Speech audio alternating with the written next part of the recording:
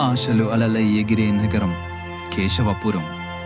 ప్రతి రాత్రి పలకరించినట్టే ఈరోజు కూడా తన భయాలు గతాలు రవిని బాధపడుతున్నాయి.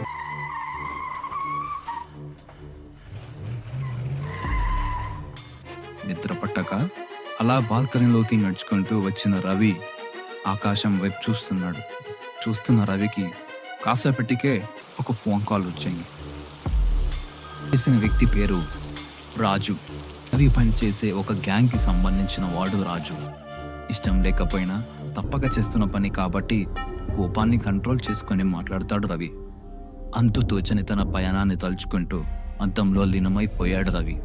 అలా నడుచుకుంటూ వెళ్తున్న రవి ఎదురుగా రోడ్డు మీద కూర్చొని ఏడుస్తున్న పిల్లోడిని చూడగానే తన బాల్యం గుర్తుకు వస్తుంది రవికి.